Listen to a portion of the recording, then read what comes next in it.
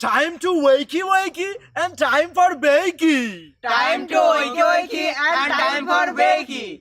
Get ready for your host with more. Get ready for your host with more. Mr. Brian Brown. Mr. Brian Brown. It's 7:10 a.m. It's 7:10 a.m. Que la roja bichuela y guandules no viene ligado igualito que yuca. Ese pelo que él tiene tan lindo, no venga a pensar que eso es una peluca. Tiene cotorra perico, yo tengo cotorra, tú tienes la cuca. Está claro en el ring, en el piso yo quien te critiques mi pelo, que la soy bueno, porque tú no tienes que de odio tú estás lleno. No critiques mi pelo, que la soy bueno, porque tú no tienes que de odio tú estás lleno. No critiques mi pelo, que la soy bueno, porque tú no tienes que de odio tú estás lleno. No critiques mi pelo, que la soy bueno, porque tú no tienes que. And boom, we are live. Good morning. It's 7:14. Wakey wakey. Had some connection issues this morning, guys. Sorry. Got on a little late, but we are live. Just a couple minutes. No big deal. How is everyone doing this morning? It's fantastic Friday. Rosie looking at me all crazy. Good morning, guys. Who do we all got up in here? We got Chantel, Teresa Deller, Mike, how you doing? Tim W, my buddy.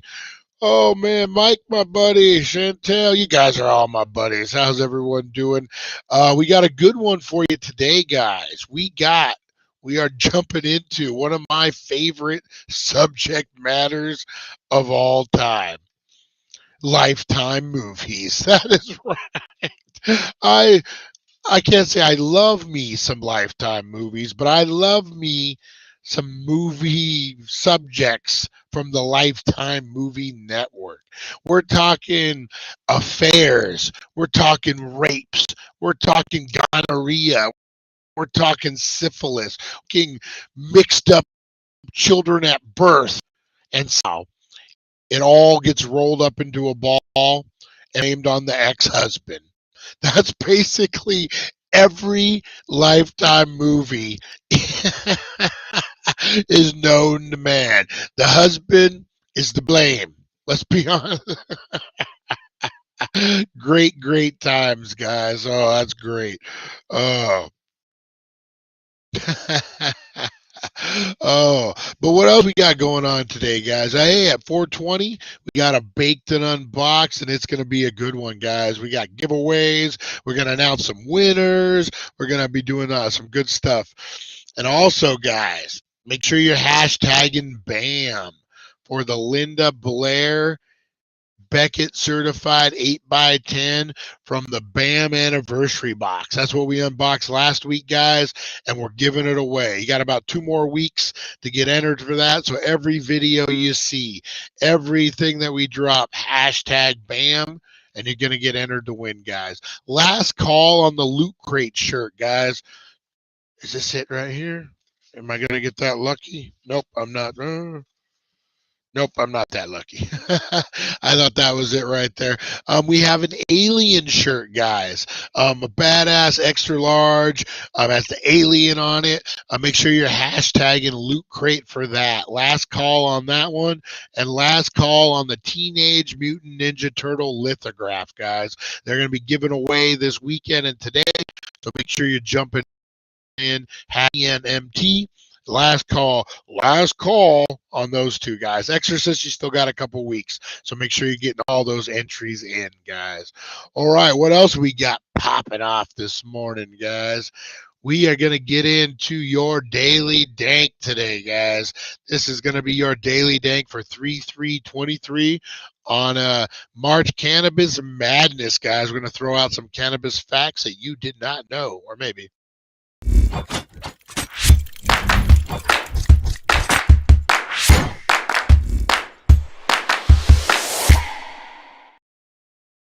All right.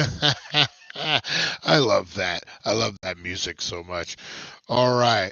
Did you know, guys, gender bender And no, we're not talking the current state of affairs in the Supreme Court today, guys. No, where smoking up could be a very different experience for men and women, according to a 2014 study by the Journal of Drug and Alcohol Dependency and Research on Rats.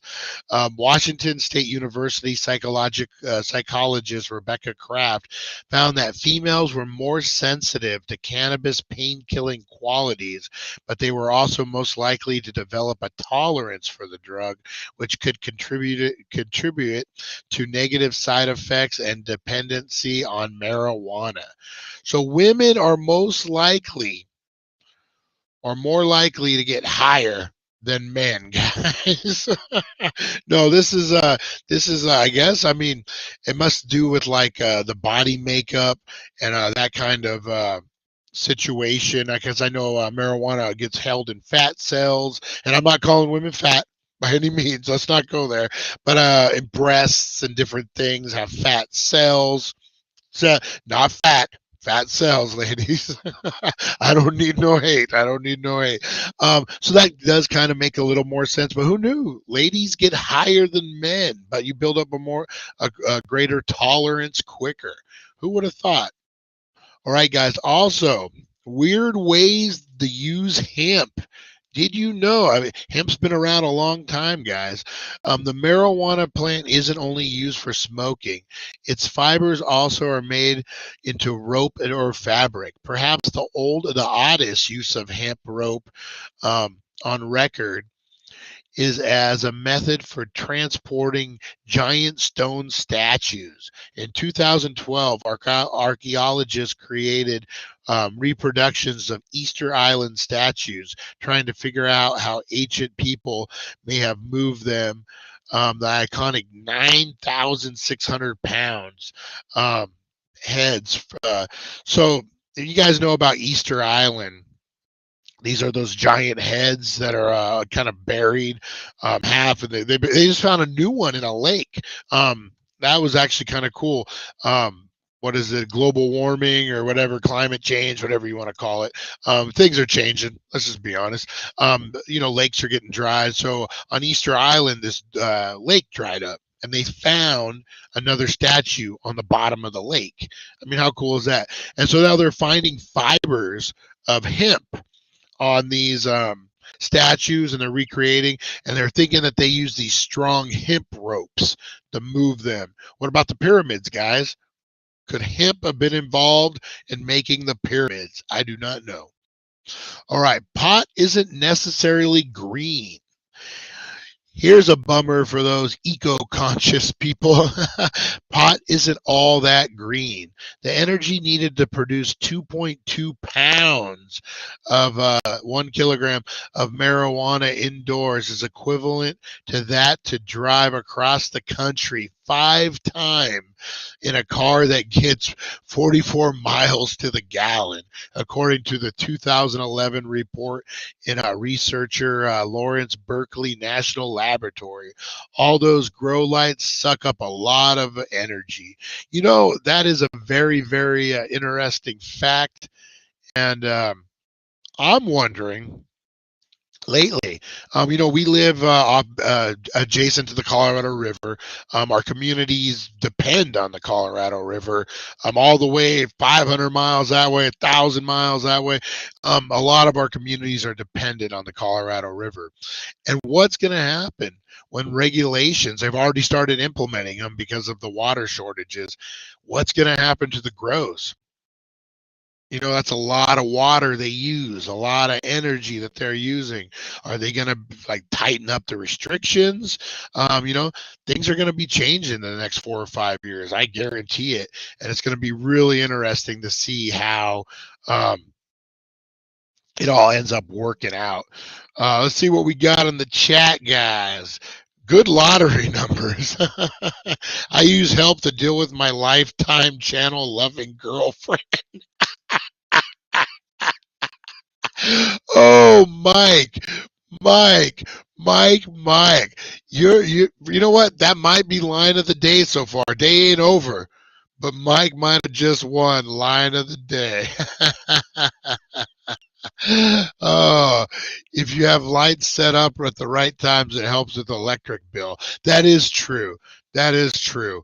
You just gotta really know how to work it, but man, it does take up a lot of energy. And we're talking more about like the giant grows and all that. I use hemp to deal with my girlfriend watching Lifetime movies.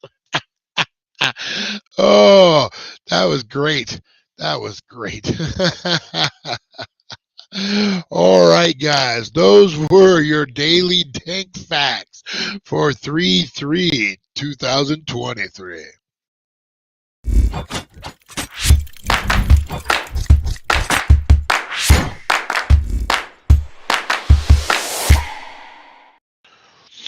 All right, guys. Oh, that was good. That was a good line. All right, what do we got going on here, guys? We are jumping into the wildest Lifetime movies of all time. We're talking Sally Fields. We're talking Tori Spelling, guys. I think there might even be a Lou Diamond, Lou Diamond Phillips appearance here, guys. This is where careers go to die or go to bloom. One or the other, guys. And like I said, we're talking syphilis, we're talking gonorrhea, we're talking lost babies, we're talking switched babies, we're talking affairs, we're talking affairs with maids, bartenders, and the guy from down the street. And somehow it's the husband's fault. Always the husband's fault. Hey, during our wedding, you gave me a look. And I never forgot that look. And that's why I slept with your friend. And that's why I slept with your sister's boyfriend. And that's how come I slept with your dad. And they all gave me gonorrhea. That is the lie. And it's your fault because of the look you gave me. Oh, man. Oh, man. Oh. Let's get into these guys. These are good. All right. First up, the wrong crush, guys. This is an honorable mention. But this one stars Ricardo Hoyes, Leslie Key, Victoria Kunful, and Vivica A. Fox, the star of the movie, Vivica A. Fox. David DeCoteau directed it. What is it about? After a woman kills her best friend, she does everything in her power to keep her dark past from her new crush. This has red flags written all over it. Vivica A. Fox stars in The Wrong Crush. I killed a man, and now I'm starting to date again, and I don't want my crush to find out that I killed a man. Teresa Deller, you've killed men before. How would you go about explaining to your new crush about your murderous past? Oh, when my lady is super mad at me, that's when I know she's watched a Lifetime movie. Oh, man. Oh. All right, guys. Another honorable mention here is we got The Nightmare Tenant. Carlucia Hurl, Laurel Bell, Heather Hopkins, and Virginia Tucker star in this movie about Carol is an empty nester who decides to rent out her spare room. She soon learns that her new tenant is her daughter's high school rival who will stop at nothing to ruin their lives. Who comes up with this shit? Oh, I'm going to throw the overlay on here, the chat overlay, guys. Oh, who comes up with this stuff? I'm an empty nester. My kid went off to college. Her rival moves into my home. Oh my God, the chaos that's going to ensue. What kind of high school rivalry did they have that she's moving in with her rival's mom? Just the did she not get into college like the daughter? That's right, the gig's up. Teresa, tell her we are on to you. We are on to you. Oh my God. What kind of rivalry? All right, the last I mentioned, guys, is Abducted, the Carolina story. This stars Angeline Ellis, Kiki Palmer, and Sherry Shepard, guys. This is about a woman who kidnaps a newborn baby from a New York hospital and raises her as her own. When the girl becomes a teenager, she digs into her past and uncovers secrets that were meant to stay buried. Disclaimer, guys, this one will have you scratching your heads till the very end. Bum, bum, bum. I forget. Yeah, we talked about stolen babies. Yeah, there's got to be a stolen baby in there somewhere. Otherwise, it's not a Lifetime movie. So those were your three honorable mention, guys. It only gets better from here. All right. Up first, Locked Away, starring the lady who starred in Oh Dear. Who remembers that show on CBS? Oh Dear. Well, she played the wife of Oh Dear. That is right. So Tellin is a pregnant high school senior who seeks advice from her high school counselor, Chloe, about the best ways to move forward. Tenley's single mom, Sasha, encouraged her to have put the baby up for adoption.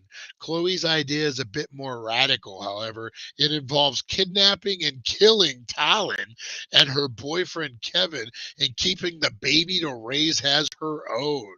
Carnage ensues as the film dissociates from any shared human decency most times Lifetime movies try to maintain.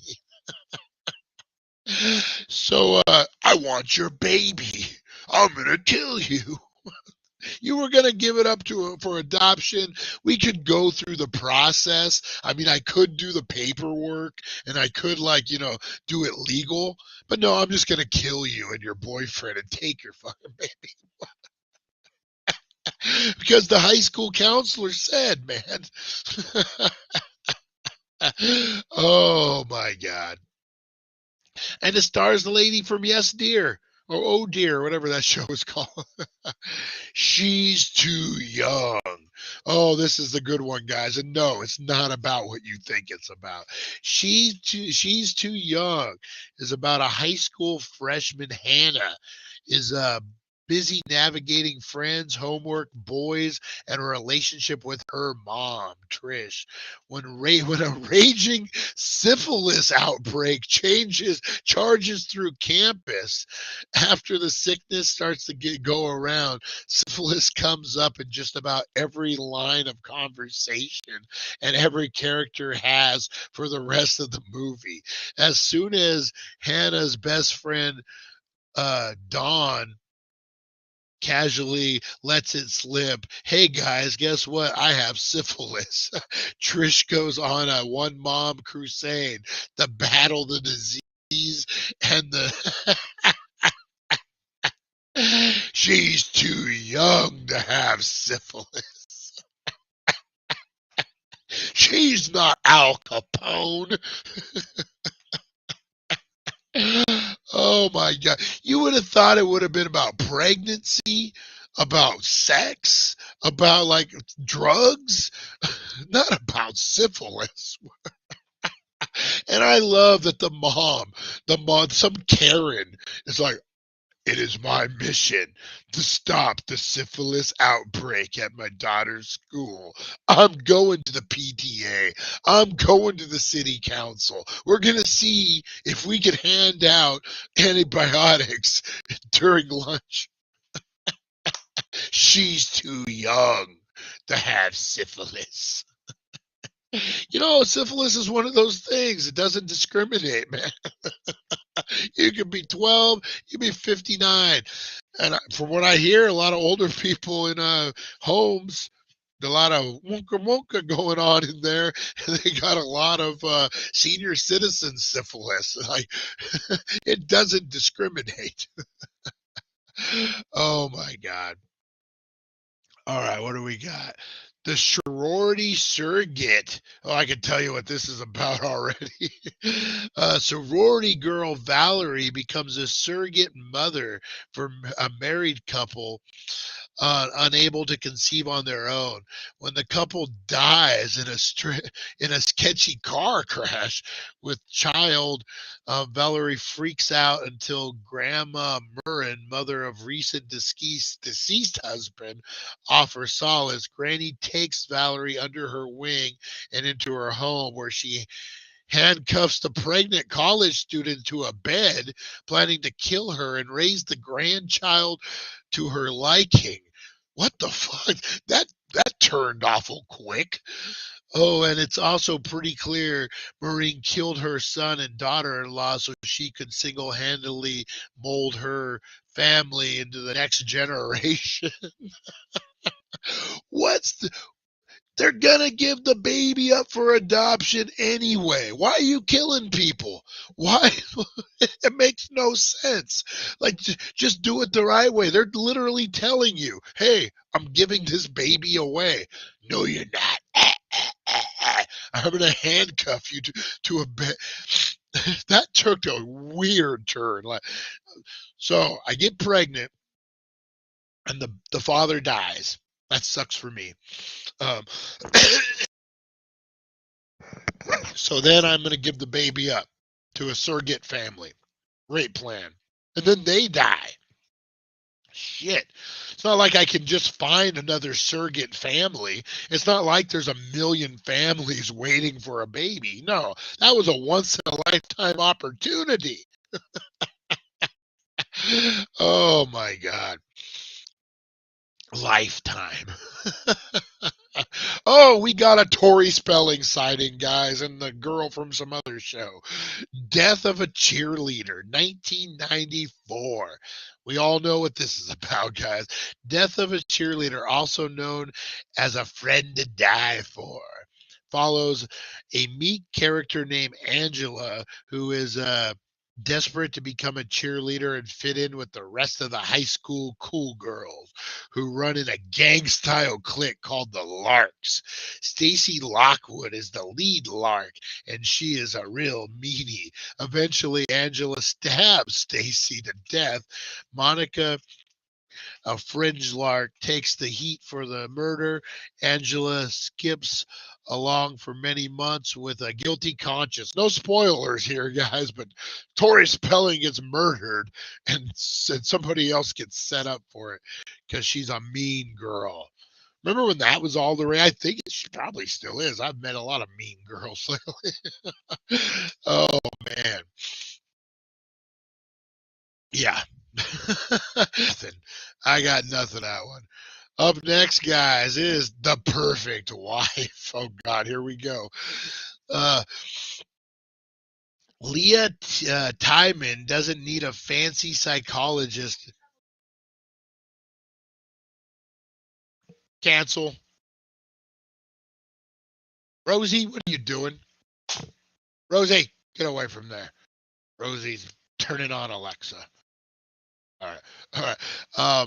Leah Timon doesn't need a fancy psychologist to tell her her five stages of grief have it all wrong. All she needs is a new name and a kitchen knife. When her brother dies in a car accident, Leah decides to enact revenge by changing her identity, stalking, and ultimately marrying the doctor who tried but failed to save her sibling. What the? She starts by killing her new husband's patients in order to ruin his reputation before finally confronting the good doctor himself. So, the woman's brother dies in a car accident. The doctor in the ER, who tries to save him but fails. Hey, Rosie, get away from there. Go lay down. Oh, she's trying to get into the last night's Jack in the Box. What the heck?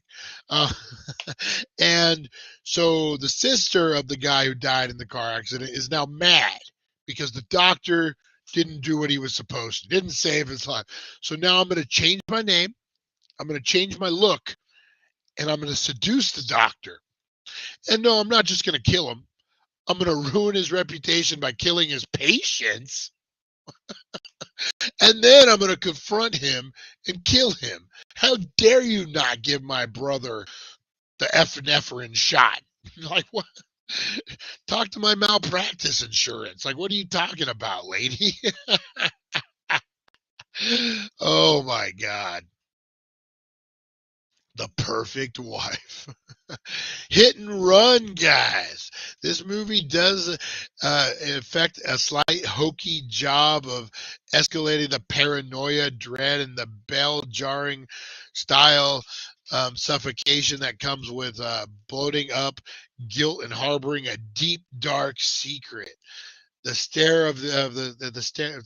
of this film knocks a child off her bike and into a coma in an accident and then flees the scene. This is followed by unraveling of her entire life. So she hits a kid on a bike and then it haunts her for the rest of her life, which it should. Hit and run. All right. This is a realistic Lifetime movie. All right, up next, guys. Left to Die. Left to Die stars Barbara Hershey, as Sandra, a tourist heading to Ecuador on vacation.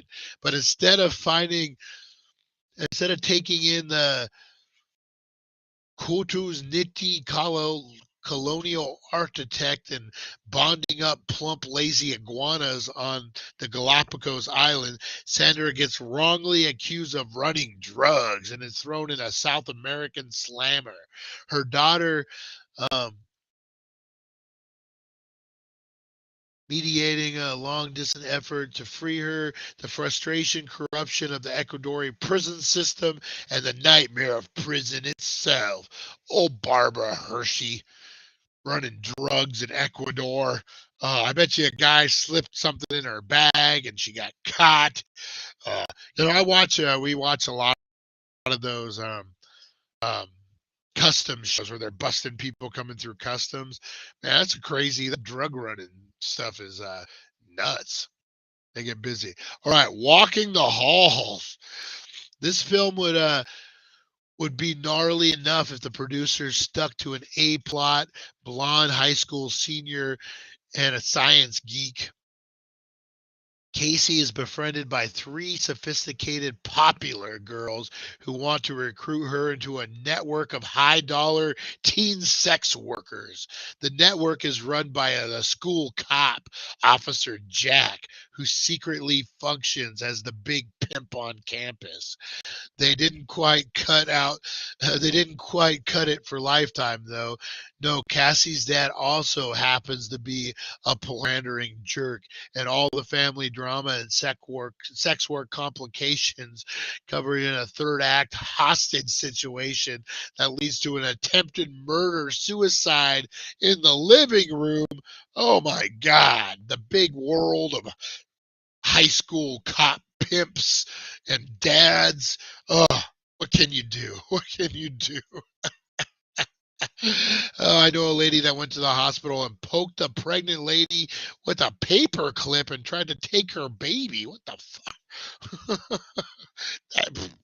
That is crazy. When my ex was pregnant with my son, 22 years ago, kids, many, many years ago. She worked at a group home for people with disabilities, mental disabilities. And there was a guy with extreme, is that autism? What did Rain Man have? Whatever Rain Man had, he had that. So like he liked to take things apart, but I guess autism, I guess, I don't know. I'm not an expert. And she explained to him that she had a baby in her stomach and I gotta get the baby out. And me being a first time dad, I'm like, you mother, nothing happened, but it's scary, man. So I don't know where that one came from, but yeah. Anyway. Oh, weird ways to use hemp. We already covered that. Last but not least, guys, we got accused at 17. Lifetime has an extensive AI 17 series of film. Murdered at 17, pregnant at 17, missing at 17, betrayed at 17. Now this is accused at 17. And they all reliably serve up the channel's classic mix of scandal, dread, and mortality. Accused at 17 is the most twisted and memorable because it embraces death, lying, toxic friendship, pranks gone horribly wrong, and a general feeling that hope has been destroyed. So this is Lifetime at its best, guys. This is they play a prank, people die, all freaking chaos ensues. There's pregnancy, there's rape, there's you name it. This is it in a nutshell, guys. Everything you want in a Lifetime movie, that is it, guys. I didn't know where the time went, guys. Oh man, let's wrap this up. Let's wrap this sucker up, man. I'm getting hungry too. I got the munchies already. All right, guys. I'm gonna get out of here. We got a baked and unboxed today, guys, at 4:20. So make sure you're checking out that. We got a good one. We got giveaways. We got all sorts of good stuff popping off there, guys. So make sure you join us at 4:10 when we go live. We're going to be going live all weekend from the Toy Con in Las Vegas. We're talking, who is it? Clay from Ron Perlman, Clay from Sons of Anarchy. Hellboy is going to be there. Sergeant Slaughter is going to be there. I'm going to try to get interviews. I'm going to be doing all our thing, guys. Be picking up a lot of autographs to give away, guys. So make sure you tune it in. You're going to want to check it out. All right, guys. Appreciate you so much. Have a great and blessed day. Let's be kind to one another. Let's pay it forward out there, guys. Let's be good to one another. Stay uplifted. And I will see you guys at 4:20. Thank you for joining us on the It's 420 Somewhere podcast. Broadcasting worldwide and brought to you by thedailydank.com. Check out our merchandise and amazing content. And follow us on all our social media. Now, you don't have to go home, but you